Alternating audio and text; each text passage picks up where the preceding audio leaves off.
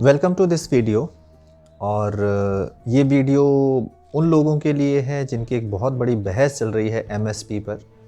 बहुत से news channel, बहुत से बातें हिंदी में, इंग्लिश में बहुत तरीके से हो रही हैं। कोशिश करेंगे कि इसको आसान भाषा में समझ सकें। एमएसपी क्या है? अगर थोड़ी देर के लिए एमएसपी की बात करें, एमएसपी की फुल फॉर्म की बात कर लेते हैं। मिनिमम सपोर्ट प्राइस, मतलब कम से कम जो न्यूनतम मूल्य होगा किसी फसल का कितना होगा। अब हम आते हैं एमएसपी को कंपेयर कर लेते हैं एमआरपी के साथ। एमआरपी क्या है? ये सबको पता है कि एमआरपी क्या है। कि आप किसी दुकान पे कोई एक चीज़ लेने जाते हो, पैकेट पे रेट लिखा होता है 10 रुपये। अगर आपको दुकानदार बोलता है कि इसका रेट 11 रुपये लूँगा, तो आप बोलते हो कि नहीं साहब, इसके ऊपर 10 रुपये लिखा है, इससे ज़्यादा तो आप चार्ज ही नहीं कर सकते। बहुत सिंपल, ये सबको पता है एमआरपी। तो अब बात आती है, क्या उसके ऊपर 10 रुपये लिखे हैं तो हम उसके 9 रुपये नहीं दे सकते? हम उसके 9 रुपये दे सकते हैं। हम जब उसके 9 रुपये दे सकते हैं, वो दुकानदार पर है, बट वो 10 रुपये से ज़्यादा नहीं ले सकता। उसको 5 में बेच सकता है, 6 में बेच सकता है, 7 में बेच सकता है, 8 में, 9 में, या फिर ज़्यादा से ज़्यादा 10 में, पर 11 में नहीं बेच सकता। उसी तरीके से जो एमएसपी है उसकी बात ये है कि आपने रेट तय कर दिया। गेहूं का मान लीजिए, आपने बोला गेहूं का रेट है कम से कम 1000 रुपये मंडी में। उससे नीचे उसको कोई नहीं खरीद सकता, उससे ऊपर जितने चाहे में खरीद सकता है। अब बात आती है कि एमएसपी से फ़ायदा क्या है? एमएसपी से फ़ायदा ये है कि ऐसा नहीं होगा कि मंडी में किसान गया और ढेर लगा के बैठा है। कोई एक व्यापारी आया, उसने बोला साहब हमने तो अपना ट्रक भर लिया 1000 रुपये के हिसाब से, अब बाकी गेहूँ जो पड़ा हुआ है 800 रुपये में देते हो तो बात करो, एक नया ट्रक मंगा लेते हैं, हमें तो भाड़ा पड़ने वाला है, ये होने वाला है। अब क्या होगा? किसान ढेर लगा के बैठा है, वो बेचारा 4 दिन से बैठा हुआ है, 5 दिन से बैठा हुआ, 10 दिन से बैठा हुआ है। अब क्या होगा? वो सोचेगा यार इतने दिन से बैठा हूँ, 700 रुपये में बेचो और जान छुड़ाओ और चलो, दूसरा काम भी तो करना है, और कोई काम नहीं है क्या? तो ये होगा। अब हम बात करते हैं कि एमएसपी तय कौन करता है और एमएसपी आती कब है। 1960 से पहले एमआरपी नाम की कोई चीज़ नहीं थी। माफ़ कीजिएगा, एमआरपी नहीं, एमएसपी नाम की कोई चीज़ नहीं थी। 1960 1960 में पहली बार एमएसपी लाई जाती है, और उसमें जो कवर किया जाता है उसमें सिर्फ और सिर्फ गेहूं को, वीट को कवर किया जाता है, और उसकी रेट तय की जाती है कि इससे ज़्यादा जो फसल हो जाएगी या इतनी जो फसल होगी इस रेट पे ख़रीदी जाएगी। ये मिनिमम सपोर्ट प्राइस होगा। और लागू करने की बात करते हैं, सबसे पहले पंजाब में लागू होती है, क्योंकि उस वक्त ग्रीन रेवोल्यूशन या हरित क्रांति की शुरुआत भी साथ ही होती है, और गेहूं का प्रोडक्शन होना स्टार्ट हो जाता है, काफ़ी प्रोडक्शन होता है। धीरे धीरे जो अगर हम बात करें तो हमारी आउट ऑफ इंडिया, पहले हम अमेरिका से मंगाते थे गेहूं, जिसको लाल गेहूं कहा जाता था, पंजाबी में बोलते लाल रंग दी कणकाइए। वो लाल गेहूं बहुत आपके बुज़ुर्गों ने खाया होगा। जब भी ज़रूरत होती थी हम अमेरिका के पास जाते कि साहब हमें गेहूं दे दो, हमें गेहूं दे दो, हमारे खाने के लाले पड़े हुए हैं। ग्रीन रेवोल्यूशन आता है, और ग्रीन रेवोल्यूशन के साथ ही ये काम स्टार्ट होता है कि अच्छा जी गेहूं की पैदावार चाहिए, क्योंकि खाने के लिए अन्न नहीं है हमारे पास। ग्रीन रेवोल्यूशन आता है, खाने के लिए अन्न की जो कमी है वो पंजाब का किसान पूरी करता है। हाँ, उससे पंजाब के किसान की खुशहाली भी होती है, क्योंकि उसको एक मिनिमम रेट तय हो गया था कि इतने क्विंटल अगर होगा तो उसकी इतनी आय होगी, और लगभग उससे एक बहुत सुधार होना शुरू हो गया। अब शुरू में क्योंकि गेहूं का था, धीरे धीरे इसमें और फसलें भी शामिल कर ली गई। पर इस वक्त अगर पंजाब की हालात की बात करें तो सिर्फ 2 ही फसलों पर यह तय है। एक है गेहूं, दूसरी है चावल। ये 2 फसलों पर ही एमएसपी है। बाकी अगर आप बात करें मक्के की, इसका प्रॉपर मंडीकरण नहीं है, जिसकी रेट अगर हम एमएसपी की बात करें मक्के की तो 1800 रुपये है। बिकने के टाइम पे 800 में बिक जाती है, 600 में बिक जाती है, क्योंकि इसका प्रॉपर मंडीकरण नहीं है। अब हम बात करते हैं कि एमएसपी तय कौन करता है। एमएसपी तय करने वाली जो सेंट्रल गवर्नमेंट की संस्था है या जो ऑर्गेनाइजेशन है, जिसको बोलते हैं CACP, फुल फॉर्म है उसकी commission of agriculture cost and prices. थोड़ा ध्यान से देखिएगा, commission of agriculture cost and prices. Cost का मतलब क्या कीमत है, और उसका प्राइस क्या आएगा। इसका मतलब ये कि एक कमीशन है जो कि तय करता है कि 1 एकड़ में अगर आप फसल बोते हो, 6 महीने उस पर अपनी लेबर चार्जेस डालते हो, क्योंकि किसान भी कहीं ना कहीं लेबर है, उसमें और भी लेबर चार्जेस लगेंगे, उसमें ट्रैक्टर चलता है, उसमें दवाइयाँ या उसमें और तरह की खाद जो स्प्रे होती है या जो भी होता है, खाद और दवाइयों का खर्चा मिला करके एक रेट तय किया जाता है कि 1 एकड़ की फसल पे आपको अगर 10,000 रुपये अगर आपकी कीमत आ रही है, लेबर वगैरह सब कुछ मिला के, तो 1000 रुपये के बाद आपको प्रॉफिट चाहिए। तो अब आप बोलते हो कि नहीं, 1000 रुपये तो आपका खर्चा आ गया, तो आप उसमें 2,000 रुपये अगर आपने उसकी MSP तय कर दी, तो इसका मतलब ये है कि किसान को 6 महीने बाद 1 एकड़ से 10 या 15 या 20 हज़ार का मुनाफा होगा।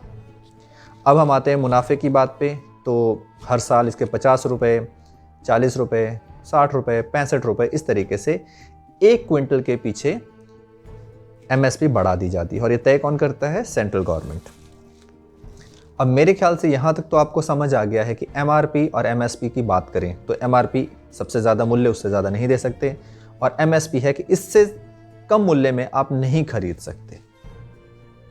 अब हम वापस आते हैं हमारे दूसरे डेटा पे, जहाँ पे मैं डेटा नहीं दे रहा हूँ, ये गवर्नमेंट का डेटा है और ये बार बार रिलीज़ किया जाता है हर साल कि कहाँ पर MSP किस साल में कितनी थी।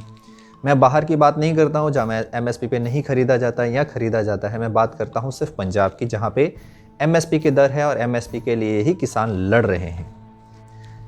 MSP जो 2013-14 में थी, अब मैं बात कर रहा हूँ गेहूँ की, वो थी 1400 रुपये, मतलब 1400 रुपीज़ पर क्विंटल के हिसाब से, और 2020-21 के आसपास जाके आ जाती है 1975। मतलब आपने करते करते 500 रुपये का फ़र्क कर दिया 7 या 8 सालों में। इसके हिसाब से अगर गवर्नमेंट की बात करें तो गवर्नमेंट बोलती है कि जो गेहूं की पैदावार है, या गेहूं की पैदावार नहीं, कि हमारे पास पंजाब में जितने भी किसान हैं औसतन एवरेज, ऑन एन एवरेज सबके पास 2 से 3 एकड़ की ज़मीन है। मैं मानता हूं कि अगर किसी के पास 2 एकड़ की ज़मीन है तो ठीक है, वो छोटा किसान है। अब छोटे किसान की बात करते हैं। छोटे किसान की अगर आमदन की बात करें, जो पंजाब में सिस्टम है, इसको मैं बाद में एक ब्रीफ वीडियो में बनाऊंगा कि कैसे होता है, बट हाँ, किसान लेके जाता है मंडी में अपने, और उसकी 1 एकड़ की अगर पैदावार गेहूं की बात करें ऑन एन एवरेज 20 से 22 होती है। हम 20 क्विंटल के हिसाब से मान लेते हैं कि 20 क्विंटल की पैदावार होगी। उसके हिसाब से अगर हम 2013-14 के हिसाब से बात करें तो हमें रेट मिलता है 28,000 रुपये पर एकड़ 6 महीने की मेहनत करने के बाद, और उस 28,000 में से हो सकता है किसान का 8,000 रुपये खर्चा हो। दैट मीन्स 20,000 रुपये उसको 6 महीने में प्रॉफिट आता है। अगर सेम हम बात करें 2020-21 की, जो कि गवर्नमेंट का डेटा है, उसके हिसाब से सेम 20 क्विंटल की पैदावार की अगर बात करें, क्योंकि खेत में पैदावार नहीं बढ़ रही है, सिर्फ उसकी कॉस्ट बढ़ रही है। पैदावार तो 20 की 20 क्विंटल ही रहने वाली है, 20 से 21 हो जाएगी या 22 हो जाएगी या 19 हो जाएगी, 18 हो जाएगी, डिपेंडिंग अपॉन दी मौसम कैसा था और उस साल फसल कैसी हुई। हम ऑन एन एवरेज 20 ले रहे हैं। तो जब 2013-14 में थी 28,000 रुपये, और 2020-21 में हो जाता है 39,500, 39,500। तो हम बात करते हैं कि इन 6 या 7 सालों में एक किसान का प्रॉफिट 1 एकड़ से कितना बढ़ता है? वो बढ़ता है 11,500 रुपये 7 सालों में। अब आप सोच सकते हो कि 11,500 रुपये किसान का प्रॉफिट बढ़ा, तो अगर उसके हिसाब से डीजल की बात करें, इक्विपमेंट्स की बात करें, या किसी और चीज़ की बात करें, तो वो कितना बढ़ा? अगर किसी खाद की बात करें, उस वक्त जो 200 रुपये का कट्टा आता था, शायद 500 रुपये का हो गया होगा, शायद इस तरीके से। अब मैं उस डेटा पे ब्रीफली बाद में जाऊंगा। अब हम थोड़ी देर के लिए और एक प्राइस पे आ जाते हैं, चावल की प्राइस पे। अब चावल की प्राइस पे बात करते हैं। 2013-14 में उसकी प्राइस थी 1310, और 2020-21 में थी 1868।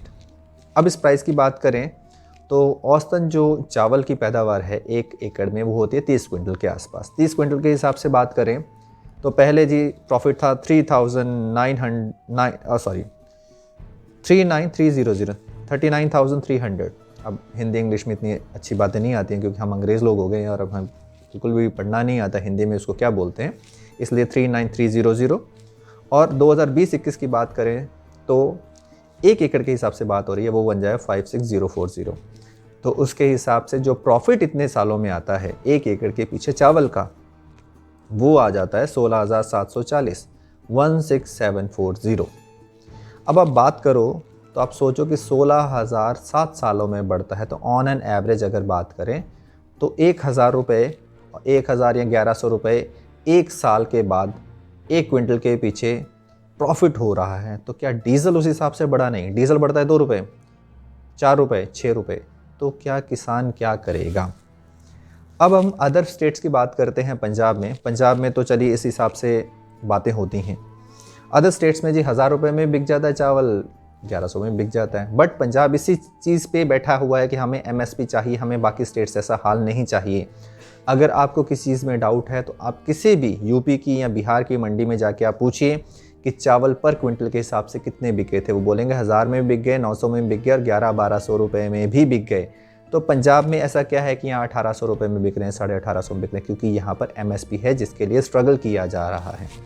अभी इस पर थोड़ी देर के लिए एक और एग्जाम्पल ले लेते हैं कि चावल में भी आप लोग अलग अलग तरीके की वैरायटीज़ खाते हैं। बासमती चावल, अब पंजाब की बात करें तो यहाँ पे बासमती भी होते हैं और जो सरकारी खरीद के चावल होते हैं जिसको हम मोटा चावल बोल देते हैं वो भी होते हैं।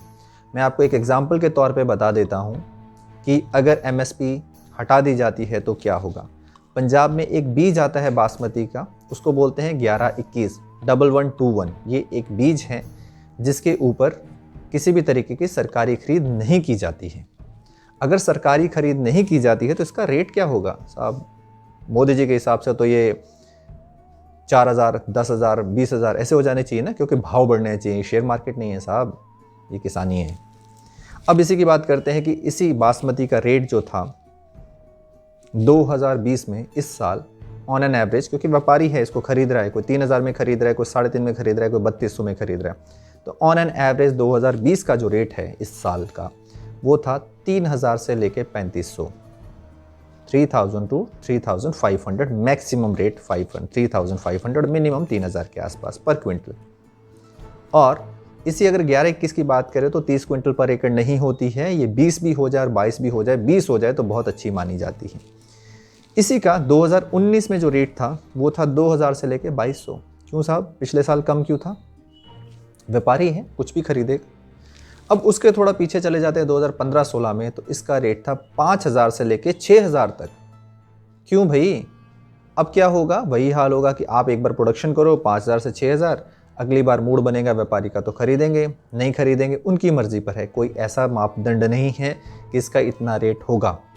इसीलिए अब किसी से कोई कुछ कहने की ज़रूरत नहीं है। मैं खुद एक किसान हूँ, इस चीज़ को समझता हूँ। हमने 3 एकड़ यही बासमती लगाई थी और उस साल हमने इसको बेचा 2000 से 2200 रुपये में। और ये बेचने के बाद एक कंक्लूजन निकलता है कि अगले साल इस 3 एकड़ में बासमती नहीं लगाई जाएगी, सरकारी खरीद के चावल लगाए जाएंगे जिसका बीज का नंबर है 47, क्योंकि उसको मंडी में लाएंगे, अनलोड करेंगे और उसका मिनिमम रेट तय होगा। किसी व्यापारी के पीछे भागने की ज़रूरत नहीं है। डिपेंडिंग अपॉन लेबर अवेलेबिलिटी, एक दिन या ज़्यादा से ज़्यादा 2 दिन में वो फसल तुल जाएगी। और ब्रीफ वीडियो मैं बनाता रहूँगा, पर ये एक बेसिक वीडियो था। आगे पंजाब के मंडी बोर्ड पे और मंडीकरण पे बहुत से वीडियोस अवेलेबल रहेंगे। आप इस चैनल पे आते रहिएगा, देखते रहिएगा। अगर आपका कोई सवाल हो किसी भी तरीके का या कहीं पे एक्सप्लेनेशन चाहिए हो, मैं रियल किसान हूँ। मुझे ऐसा नहीं है कि मैं एक एसी रूम में बैठ के प्रचार कर रहा हूँ या बीजेपी के अगेंस्ट कर रहा हूँ। मेरी ज़्यादा ज़मीन तो नहीं है, हमारी पुश्तैनी ज़मीन और सारी मिला के 5-6 एकड़ की ज़मीन है जिस पे खेती की जाती है। इसलिए आप अगर ये सोच रहे हो कि मैं एक जैकेट पहन के और बहुत तरीके से बैठा हुआ, तो भाई ये अब मैं बिल्कुल किसानी की हालत में तो यहाँ बैठ के बता नहीं सकता कि ट्रैक्टर के ऊपर चलते हुए वीडियो बनाऊँ। तो उम्मीद है कि आप लोगों को वीडियो समझ में आएगी। अगर आपको लगे कहीं पर कुछ समझ में नहीं आ रहा है, आप कमेंट बॉक्स में कमेंट करके मुझसे और डिटेल्स मांग सकते हैं। किसी तरीके का प्रूफ चाहिए हो किसी चीज़ का तो मैं देने के लिए तैयार हूँ। कोशिश थी आसान भाषा में समझाने की। थैंक यू, आपने इतना समय दिया और कोशिश करेंगे इसी तरीके से और एफर्ट्स डालते रहें और इस चीज़ पे और एक्सप्लेनेशंस लाते रहें। Thank you very much for watching.